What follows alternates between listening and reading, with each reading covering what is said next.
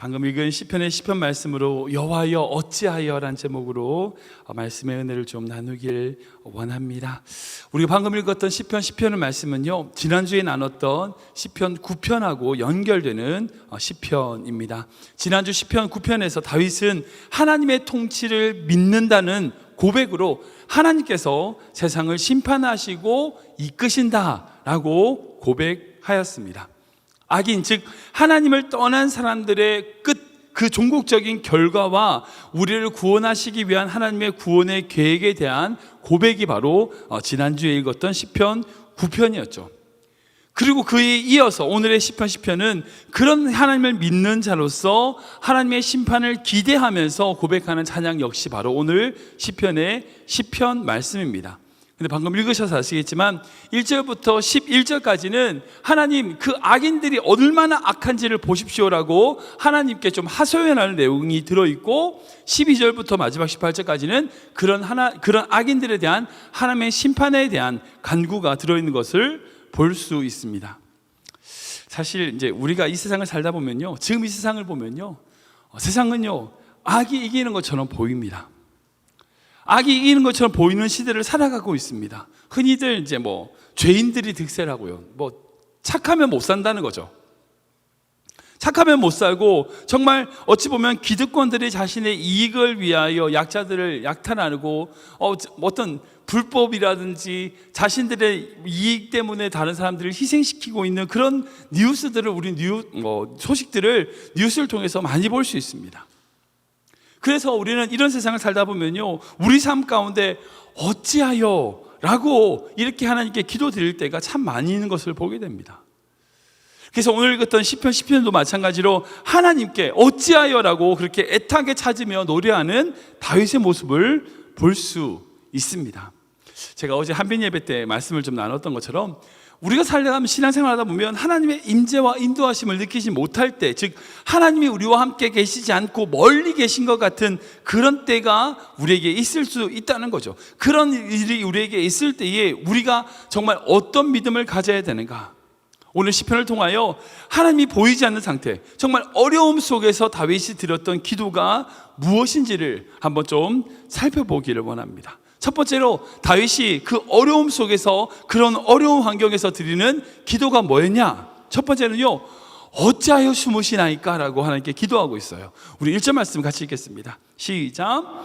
여호와여 어찌하여 멀리 서시며 어찌하여 환난 때에 숨으시나이까? 아멘. 방금 말씀한 것처럼 우리가 이 세상을 살다 보면요, 어려움과 문제를 만날 때가 있죠. 하나님께서 멀리 서서 계셔서 마치 숨어 계신 것처럼 느낄 때가, 그렇게 착각할 때가 있습니다. 지금 만나는 문제들에 대하여 하나님이 정말 아무런 응답을 하지 않고 반응하지 않으실 때 정말 낙심하고 낙담해가지고, 하나님 계신 거 맞나요? 하나님 정말 왜 그렇게 멀리 계십니까? 어디 숨어 계십니까? 라고 기도할 때가 있죠. 이런 고백은요, 여기 이 시편에만 있는 게 아닙니다. 여러 시편에서 발견됩니다.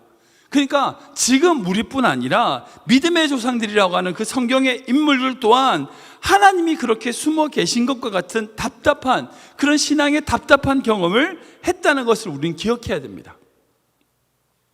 분명 우리 하나님은요, 신실하신 분이시고요, 언제나 변함없이 우리의 기도를 들으신다고 하는데 왜 그럼에도 불구하고 응답하지 않으실까?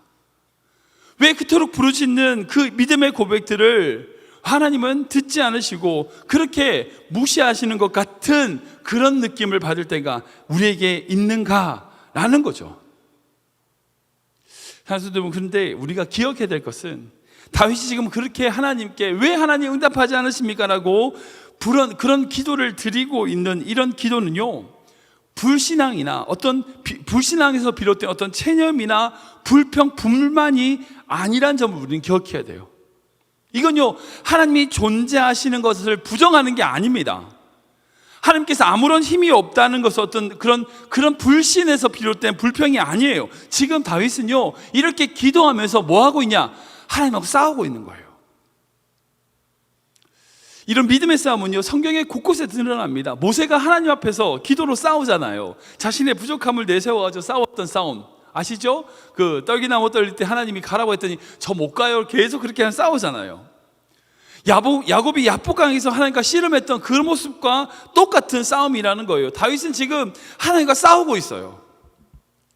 이 싸움에서 하나님을 만나고 또 다른 하나님을 체험하면서 하나님께서 모세에게, 야곱에게 하셨던 것처럼 하나님께 승복하고 자신을 온전히 돌아보는 삶으로 변화시켜 나가는 것을 우리는 발견할 수 있다는 거예요.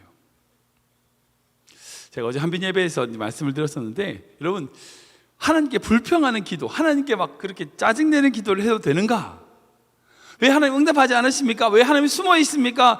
이렇게 불평한 듯이 기도해도 괜찮은가? 제가 말씀드렸죠. 기도하지 않는 것보단 나아요, 그게. 그러니까 기도하지 않는 것보다 차라리 하나님께 불평하는 게 낫다니까요. 그게 더 신앙적입니다. 물론 우리가 성숙돼 가지고 어떤 환경에서도 감사하면 제일 좋겠죠. 그런데 감사하는 기도하고 기도하지 않는 거하고 이 두 개 중에 어떤 게 낫냐? 차라리 불평하지만 하나님께 그렇게 싸우는 게 낫다는 거예요.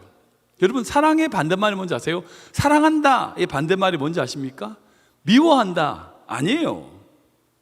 사랑의 반대말은 미움이 아닙니다. 사랑의 반대말은 무관심입니다. 아무런 상관없다는 거예요. 즉, 하나님과 싸우지 않는 자는요, 하나님과 상관이 없는 자예요. 그러니까 이해되지 않는 문제 앞에서 이해되는 척 하지 마세요. 괜히 이해 안 되면서 다 하나님의 뜻이 있겠지, 괜히 이해되는 척 하지 마세요. 물어보세요. 하나님한테 왜 이런 상황을 주시냐고, 왜 이런 일이 나에게 일어나냐고 물어보세요. 이해되는 척 하면서 신앙 있는 척 하지 마시라고요. 우리는 모두 하나님과 싸워야 됩니다. 물론 그 싸움으로 하나님이 이기실 거예요. 분명히 이기실 겁니다. 그러나 그 싸움을 통하여 어떻게 되는지 아세요? 우리의 신앙과 우리의 믿음이 성숙되는 거예요. 여러분이 이해가 되지 않는 문제나 어려움이 있으십니까? 괴로움이 있으십니까? 하나님과 싸우세요. 하나님께 매달려 보십시오. 하나님이 분명 어떤 응답을 하실 때까지 그 싸움을 계속 하셔야 됩니다. 그러면 그 싸움을 하면 할수록 어찌 되냐세요? 여러분들의 믿음이 성숙돼요. 더 여러분들을 발견하게 되고 여러분들의 모습 속에서 하나님의 뜻을 찾게 된다는 거예요. 여러분, 이것을 우리는 계속해 나가야 되는 겁니다. 지금 다윗은 그 싸움을 하고 있는 거예요. 두 번째로 다윗은 이 어려움 속에서 어떻게 기도하는가? 그 악인들, 그의 모든 사상에 하나님이 없다고 지금 하나님께 하소연하고 있는 모습을 볼 수 있어요. 우리 4절 말씀인데 같이 읽겠습니다. 시작. 악인은 그의 교만한 얼굴로 말하기를 여호와께서 이를 감찰하지 아니하신다 하며 그의 모든 사상에 하나님이 없다 하나이다. 아멘. 다윗은 지금 그렇게 악인들이 득세하고 그렇게 악인들이 교만해가지고 세상이 점점 악해지는 이유가 뭐냐? 그들의 생각, 그들의 사상에 하나님이 없다고 생각하기 때문이라는 거예요. 여러분들 영화나 드라마를 자주 보시는지 모르겠지만 그런 드라마나 영화를 보면 악역들이 등장하죠. 나쁜 사람들이 등장합니다. 근데 그런 나쁜 사람들 중에 사람들이 시청자들이 분노하는 사람들이 있어요. 어떤 사람들인가? 단순하게 나쁜 짓을 하는 사람이 아니에요. 어떤 사람인가? 그런 죄를 짓으면서도 죄책감을 가지는 것이 아니라 그가 처벌을 당하려고 하는 것에 대하여 권력을 우습게 여기면서 더 큰 권력이랑 결탁해가지고 그 악한 행동을 뻔뻔하게 하는 사람들을 보면 분노가 일죠. 예를 들면 옛날에 베테랑이라고 하는 영화가 있었는데 그 중에 유아인이 어이가 없네요. 그 영화 있잖아요. 그걸 보면 정말 재벌집 아들이 나쁜 짓을 참 많이 하는데 너무 뻔뻔해요. 너무 당당한 거예요. 그러니까 사람들이 그걸 보면서 화를 내는 거죠. 마치 그런 모습처럼 지금 다윗은 악인들, 즉 하나님을 떠나서 사람들을 괴롭히고 교만해가지고 자신을 정말 심판하신 하나님이 없다라고 생각하는 그런 사람들이 왜 그렇게 악한 행동을 계속하는가? 그들의 생각에 하나님이 없다는 거예요. 하나님이 감찰하지 않으신다는 거예요. 이 말은 이제 흔히 다르게 표현하면요, 하나님 있으면 나와라 그래. 하나님 있으면 당장 나한테 벌을 좀 줘봐. 아니, 하나님 없잖아, 이 말이라는 거예요. 그러니까 죄를 지으면서 너무 당당한 겁니다. 이런 세상에서 다윗은 하나님께 왜 그런 자들을 가만히 두고 계시는지 지금 하나님께 묻고 있어요.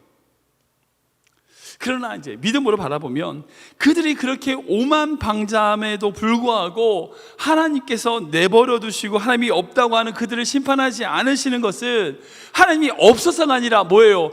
하나님이 기다려 주신다는 거예요. 그리고 나중에 세월이 지나서 나중에 하나님의 살아계심을 경험하게 되면 그들이 얼마나 잘못했는지, 하나님께서 얼마나 참아주셨는지를 알게 되는 거죠. 지금 다윗은 하나님께 지금 그 마음을 가르쳐 달라고 지금 우리에게 기도하는 모습을 볼 수 있다는 거예요. 그들의 모든 사상 속에 하나님이 없다고 말하는 사상, 지금 시대가 바로 그런 시대입니다. 대학에 가면 인본주의라든지 그런 포스트 모던의 사상에서 대학을 가면 많은 사람들이 그리스도를 떠나요. 많은 청년들이 하나님의 교회를 떠납니다. 그 이유가 뭔지 아세요? 그 대학의 모든 사상들의 뿌리가 뭐냐? 하나님이 없다는 거예요. 그러기에 먼저 제일 가르쳐야 될 것은 뭐냐? 하나님이 확실히 계시다는 것만 가르치면 돼요. 이것만 가르치면 되는 거예요. 어떤 경험이든 간에 하나님이 확실히 계신다, 이 믿음만 있으면 되는 거죠. 그리고 다윗은 세 번째 이렇게 기도합니다. 결국 하나님 일어나시고 잊지 마십시오라고 말해달라고 기도하고 있는 모습을 볼 수 있습니다. 우리 12절 말씀인데요, 같이 읽겠습니다.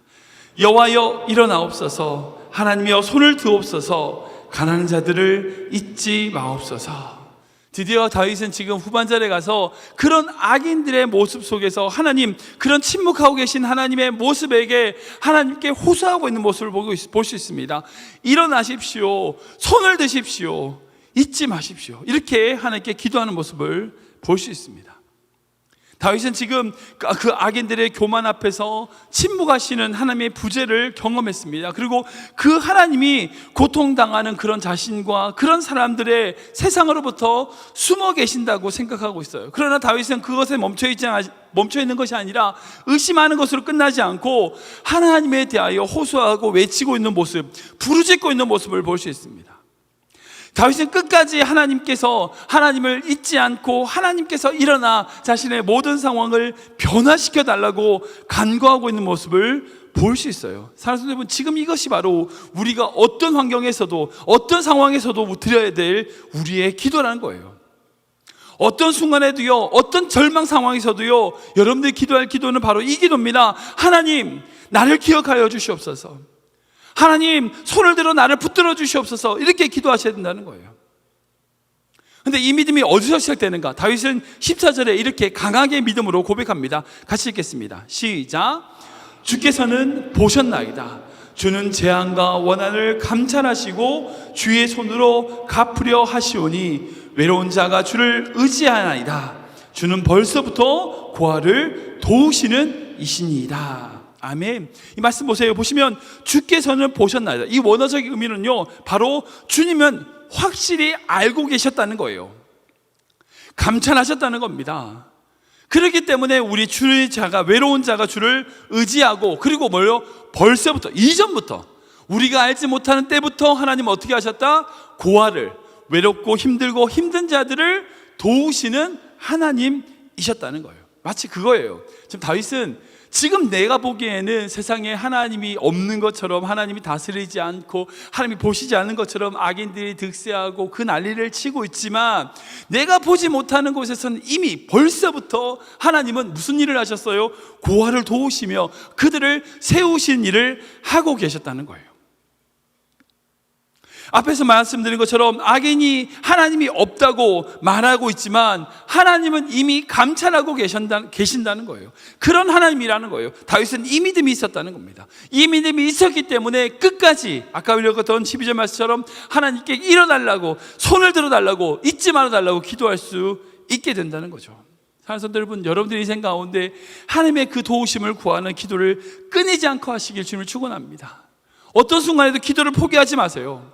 아니, 하다못해 짜증이라도 내세요. 하나님, 나를 도와달라고 하나님께 때를 쓰세요. 여러분, 그게 기도입니다. 그게 기도입니다. 어떤 순간에도 나를 잊지 않고 나와 동행하시는 그 하나님의 손을 구하며 나아가는 것, 여러분, 그것이 바로 우리 하나님의 사랑과 은혜를 우리가 환난 속에서 구하는 방법이 된다는 거죠. 말씀을 정리하겠습니다. 오늘 시편은 정말 암울한 시편입니다.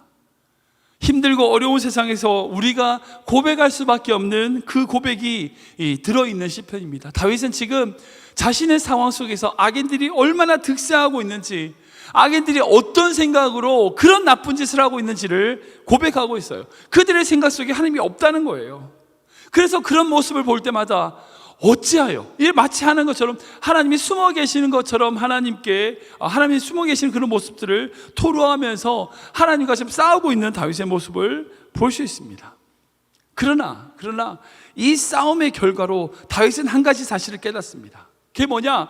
자신이 비록 외로운 삶을 살던, 악이 지배하고 자신의 아무런 자기의 뜻이나 동조되지 않고 그런 상황에 있다 할지라도 결국 그 모든 상황들이 내가 바로 하나님을 더욱 의지하기 위함을 깨닫게 된 거예요. 그런 상황을 통하여 하나님이 원하시는 것은 그런 상황일지라도 결국 하나님을 더욱 의지하게끔 만드시는 하나님의 뜻이 있다는 거죠. 우리 귀한 성도님들, 어떤 환경이 있는지 저는 다 알지 못합니다. 여러분들 마음 가운데 얼마나 큰 괴로움과 외로움이 있는지 저는 다 알지 못합니다. 그러나 중요한 것, 그 외로움과 힘들고 어려운 문제를 주님께 토로하십시오. 딴 데 나서 말하지 말고 주님께 아뢰십시오. 주님께 부르짖으십시오. 주님께 오늘 다윗의 고백처럼 주님께 고백하고 나아갔을 때에, 여러분 그 싸움을 해나갈 때에 하나님이 여러분들 마음 가운데 자그마한 생명의 빛, 희망의 빛을 보여주시는 분인 줄 믿으시기 바랍니다. 정말 우리가 어떤 환경에 있다 할지라도 주님의 그 오른손을 붙들고 나아가며 주님과 거할 때에 오늘 다윗의 고백한 것처럼 벌써부터 우리를 도우시고 인도하시는 그 하나님의 손길을 느끼게 될 줄 믿으시기 바랍니다.